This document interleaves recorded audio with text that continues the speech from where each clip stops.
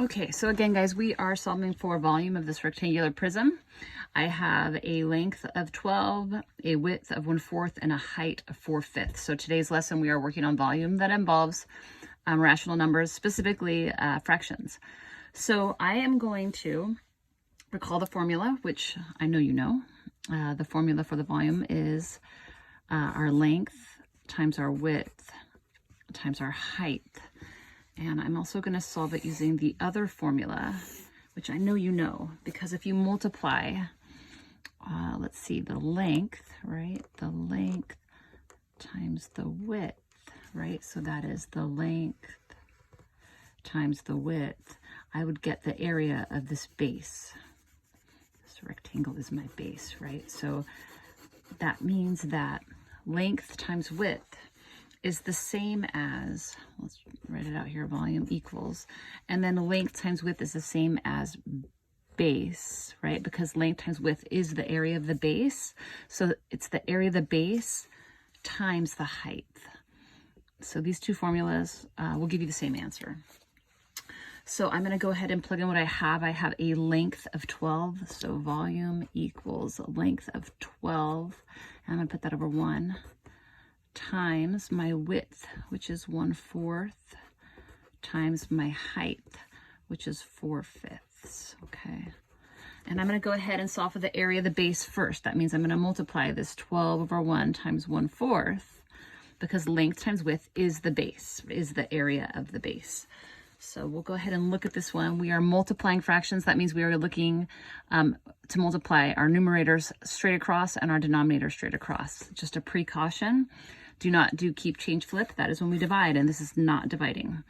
So we'll go, okay, wait, do I have any common factors with my cross products? Well, I do.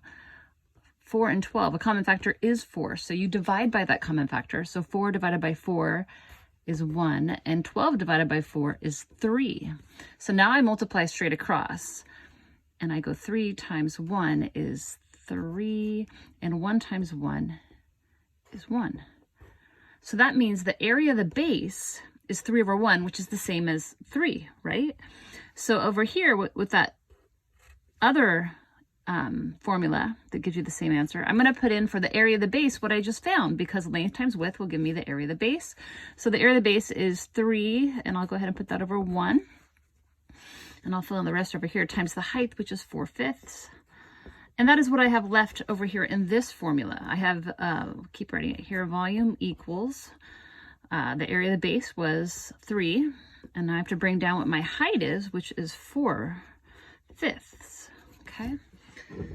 And look at that. What I have here is the same as here. This is why they both will give you the same answer.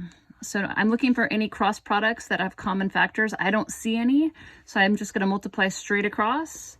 So volume here is going to be 3 times 4 is 12, and 1 times 5 is 5.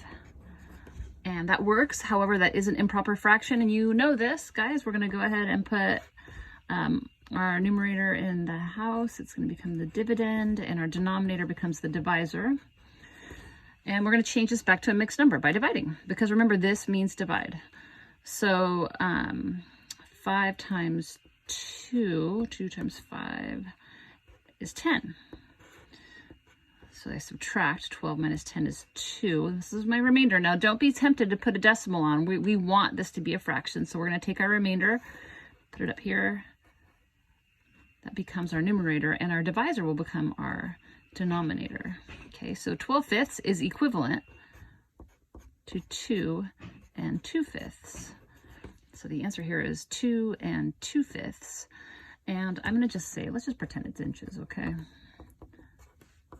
These are cubic units, so 2 and 2/5 inches cubed. Okay, and that is my volume of this rectangular prism.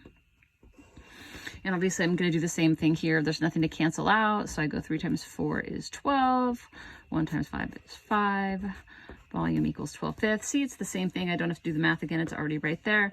So these prove, both formulas prove that the answer, or the volume, is 2 and 2/5 inches cubed. I hope you got it right. If you didn't, come see me in office hours.